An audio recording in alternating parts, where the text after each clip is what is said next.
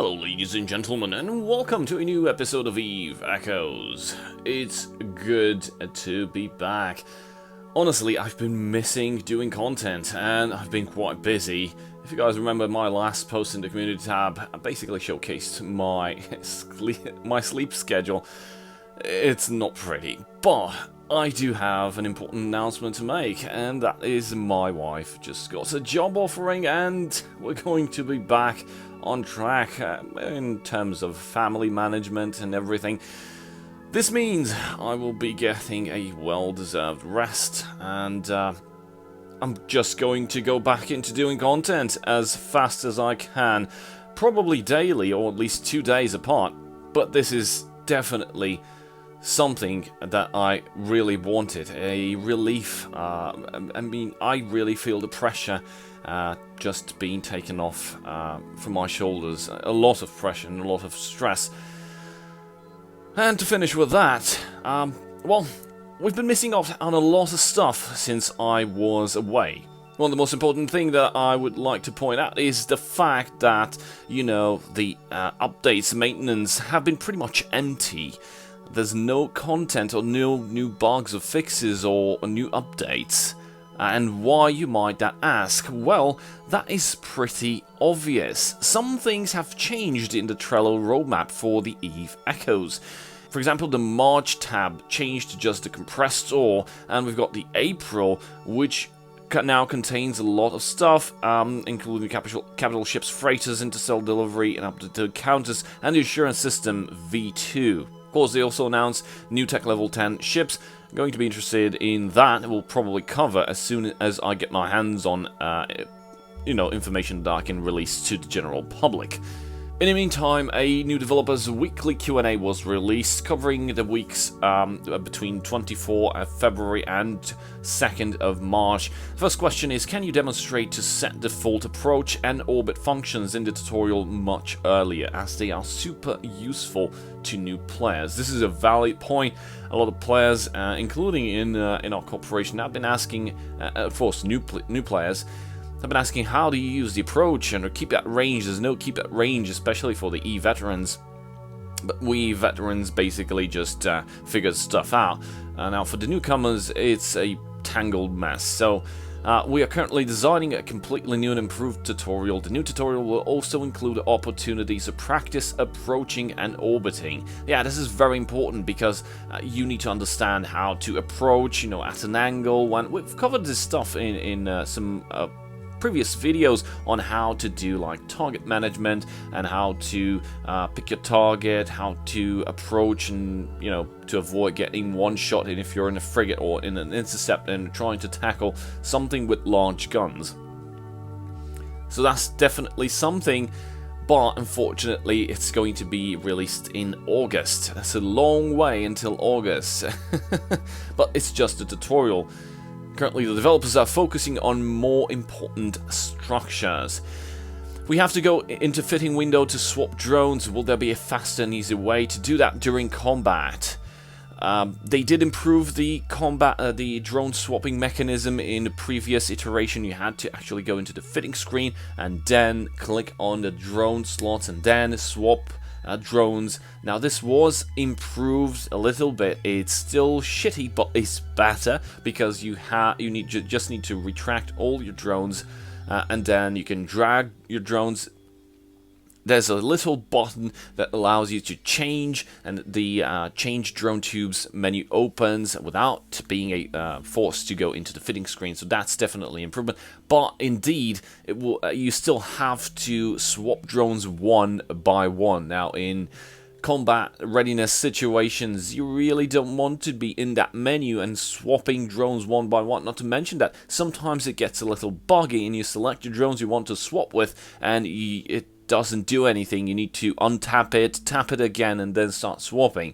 So yeah, being able to swap all your drones at once is going to be a big, massive improvement to quality of life regarding drone mechanism and drone fitting on the fly. So as an answer, the developers released that we are further optimizing this, so basically be able to swap drones in combat without going through pop-ups. This is what we want. More details to be shared later. As soon as I'm going to get my hands on some information, be sure that I'm going to be releasing this in probably a video or a tutorial and cover how exactly this will be done in the near future.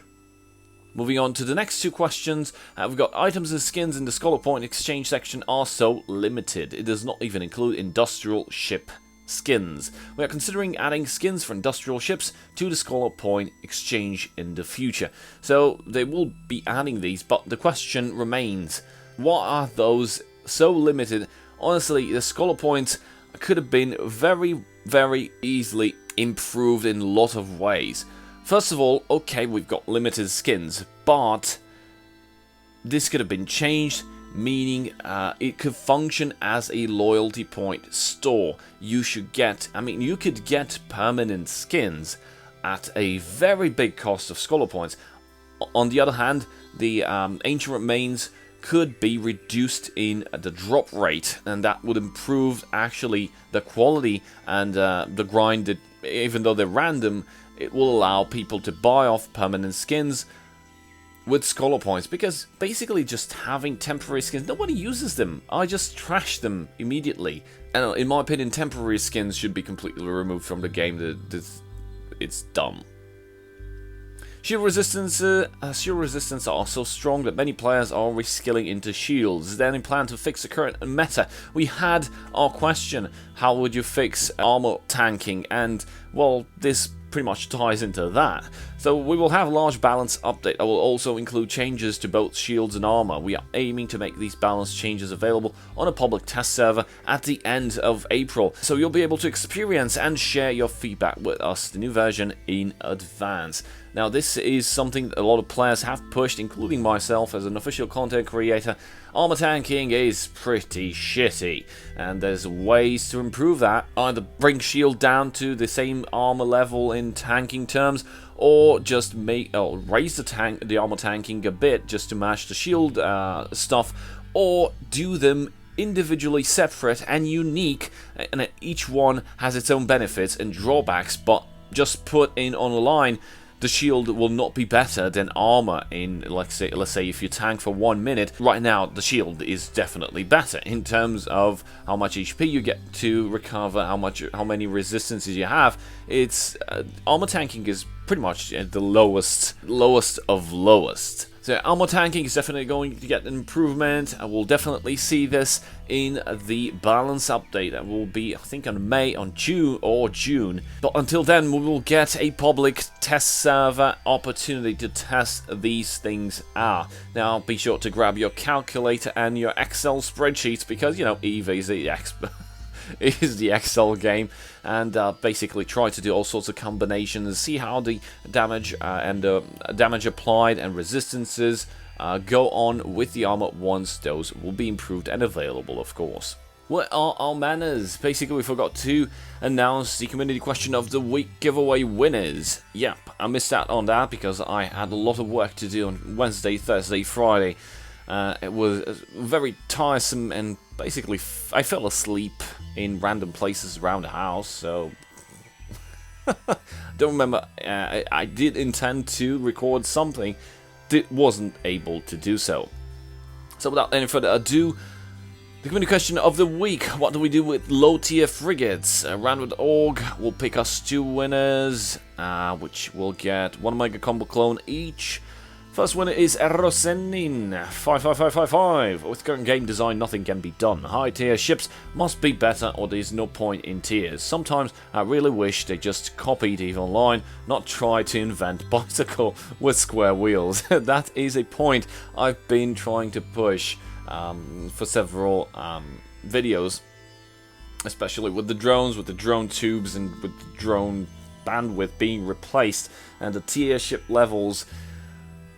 I don't know, in EVE Online they've been starting to do a tier-side, meaning destroy the tiers, basically have tech level 1 and tech level 2. It's a different kind of story, we won't be diving into EVE Online, but yes, Erosenin has a point here. Some stuff should have been just taken because they were fully functional and revised and polished after more than 15 years of development. Congratulations, Erosenin, you got 1 Omega Combo Clone. The next winner is Nils Kale. Frigates are required to put more versatile frig specialized items. I would say frigs can boost their own survivability, like all-round damage control can be expanded or have a shorter cool time. After electronic warfare have been successfully adapted to the cruisers under destroyer types of ships are only good to fly to death roaming fleets, mine hunters. That is correct. Basically, frigates have been reduced to nothing. And remember, it's the advanced frigates like a Mark II Condor, Mark II and Cursus, or even the more advanced stuff like the Interceptors or the Assault, like the Assault Breacher. But the low-tier frigates, those were supposed to be staple ships like the Rifter, the Merlin. Here, basically all low-tier frigates were completely destroyed, reduced to rubble. Rifter doesn't even have mid-slots. You can't even fit in a web or a scrambler. That's really important, especially in frig fighting. Frigates are going to have afterburners, micro-warp drives. They're going to be fast, like 3, 4, 5 kilometers a second.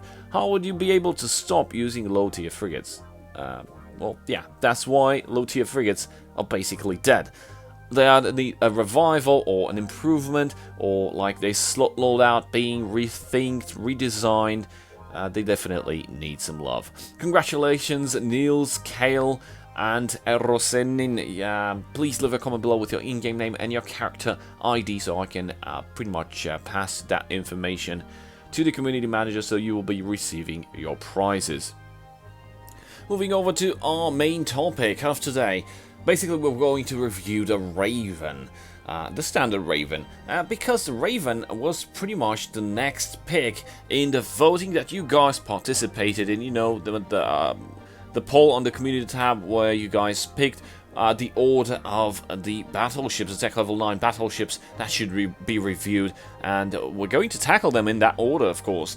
First we did the Dominics, and now we're going to tackle the Raven. Now, maybe the Raven will be split into several parts, but not one after the other. I did try to find the best there is about the Raven and tried experimenting with different kind of fits and different kind of stuff. Well, I can tell you this.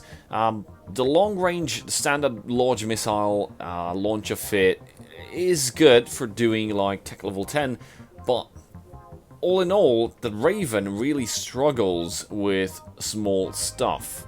Missiles, large missiles, are very, very shitty. So a large missile launcher will give you range. Of course, you can sit at 100 kilometers and you can basically just snipe. The snipe wouldn't be the correct term because it's not instant damage. You just launch stuff and do like cruise missiles. But there's no way to deal with the small stuff that will be coming towards you with that fit. Why is that? Well, basically because the large missiles will be unable to apply proper damage to fast-moving ships like, you know, the interdicted destroyers or interceptors, NPCs that just MVD towards you. You will not apply proper damage to those, so you just have to ignore them and focus on the big stuff, taking down with large missiles. Unfortunately, while this is good, it also has a downside because only 2 drones available, and I've tried using medium drones and light drones, and it takes forever to take down with 2 drones small ships. If you don't have a sufficient complement of drones, like 5 drones, it's still going to take forever, and especially in tech level 10 story will get elite frigates, it's really going to take forever to take those down. So you can focus on the big stuff, but it's really difficult to play with large missiles. Sovereign released a rapid heavy missile launcher fit. That might be good. He did state that you can do tech level 10 missions in it. However, I toyed around with some similar fit, and it also has a lot of drawbacks. In terms of tech level 10, the tank that he showcased, I'm not going to just shit on his work. I'm just going to try to tell you my experience with what I encountered. You need more tank than what he was using in the level 7 dead space. At least in the tech level 10 missions, why you need better tank? Because in the last wave of the last site, you may lose your battleship.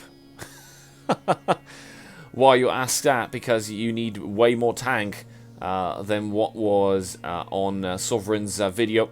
I tested it, and I guess it depends on which tech level 10 storyline you run. If you're not paying attention, your tank, even though it's shield tank and supposed to be better than armor, will get obliterated. And given the fact that there's so many frigates that will get probably 4 or 5 warp scrambles on you, not being able to deal with those in a proper time will result in the loss of your ship. So please be aware that currently, in my opinion, the Raven is the shittiest battleship when it comes to tech level 10 story missions. Well, I just simply went on with something that I thought was okay to do, considering the fact that long range stuff is pretty much boring because you just sit there. I went on with a brawling fit, but not with rapids. No, we went with torpedoes. And initially I started out with a fit that had less tank and more damage output. As I mentioned, the tank was similar in fit to what Sovereign showcased. It failed. I had to rethink the tank to be able to tank the last pocket and the last wave. Otherwise, it's bye-bye ship. So we've got 7 torpedo launchers, overall DPS. This is core damage, no damage mods active. We've got 1800 DPS, mostly 1700 DPS with missiles, and a shitty 76 DPS with drones. And initially I went out with some large drones, not sentries, just large drones, and they proved to be completely useless against low ships, even against smaller ships, even with webs and scrambler applied.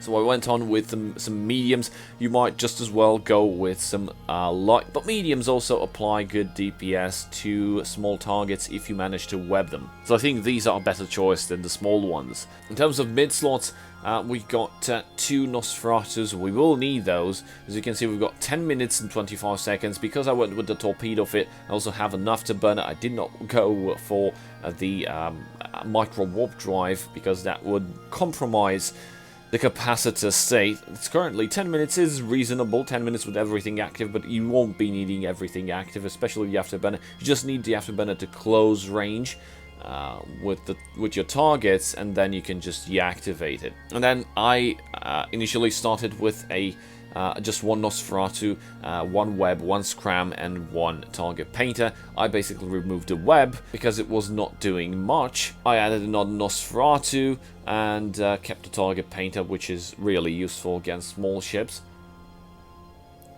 And on the low slots, we basically have a large shield booster. We've got a large afterburner. We've got 2 adaptive invulnerability fields and 1 reactive shield resistance hardener, and just 1 ballistic control system. Now, initially I set out with just 2 adaptive and 2 ballistics. That wasn't enough. On the rig slots, I only have 1 damage rate of fire, which basically affects the DPS, bayloading accelerator, and 2 rigs that basically boost shield. We've got the core defense operational solidifier, which reduces the activation time of the large shield booster, and 1 core defense charge economizer, which provides a shield boost amount bonus of 30% increase.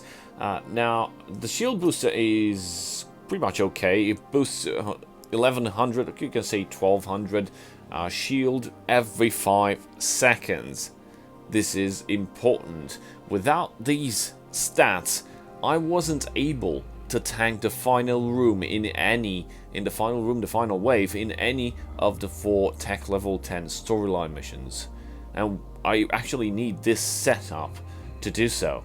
Apparently, when I did the Brawling Dominics, it had a lot more mobility. The Raven, I think, is the slowest ship of them all. And also with the Dominics, you can get rid of every target you need because you have the drones that can apply decent amount of damage and can deal with stuff fast, plus the torpedoes, while the Raven just has 7 slots that cannot deal with small stuff fast enough to get rid of webs, to get rid of warp scramblers, and your mobility is highly affected by that. On the other rig slots, we had some the auxiliary thrusters and a polycarbonate engine housing, and of course a capacitor control circuit. I think the 10 minutes is plenty. If you deactivate the afterburner, basically the capacitor becomes stable. So you will be only using the afterburner to close range on your targets, and then you can just deactivate.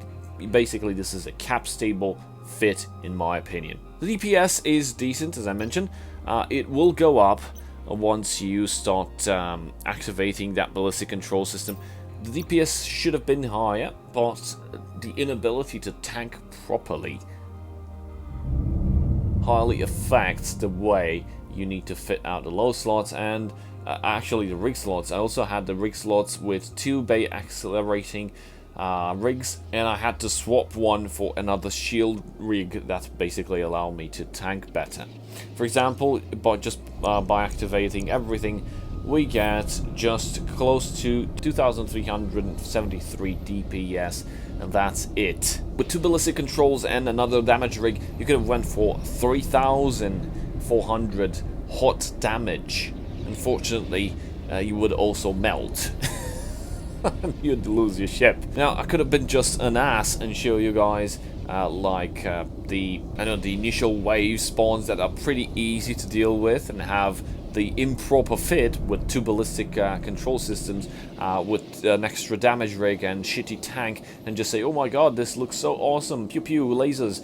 But no, I'm going to show you guys specifically the last wave of the last room and how hard it is to tank, even with this tank, to tank everything. In the defense section, we have 151,000 effective hit points.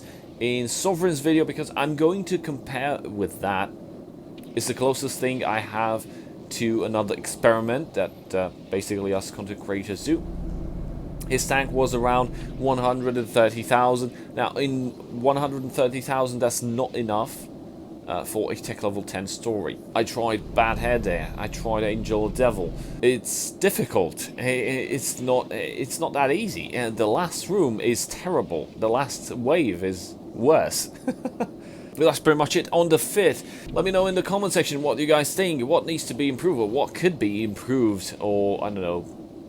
Maybe it's an overkill on tank side, but be wary. I did try and experiment a lot until I got to this one. And we've reached that point in the video in which we basically announced the next community question of the week. And this time we have, which PvE type of fit do you like? What is your playstyle? Sniping, brawling, mid-range? What is your preferred playstyle? Because we've been having a lot of questions on how to fix the game and all that, but we've plainly neglected your preferences. How do you guys feel playing the game is best for you, and why? Leave a comment below and let me know, and automatically get drafted into the giveaway that we'll be announcing winners next week. So for the rest of the video is basically going to be just something silent and sped up 6 times, which is the last wave of the last room in Sweet Poison, which is a tech level 10 storyline mission from the Galente. By the way, please avoid doing Bad Hair Day with a brawling fit in a missile boat. The amount of guidance disruptions will render your ship useless if you have missile launchers fitted. So either go long range and get outside of the optimal range of the guidance disruption. I don't know if those affect you either way, regardless of the place, because it's NPC activated modules. It's like, do they have any effect? I don't know. So please do remain and continue watching if you really want to see how this fit behaves in the Tech Level 10 storylines. Thank you guys for watching. Very big shout out to my channel supporters, and I'll see you guys next time. Cheers.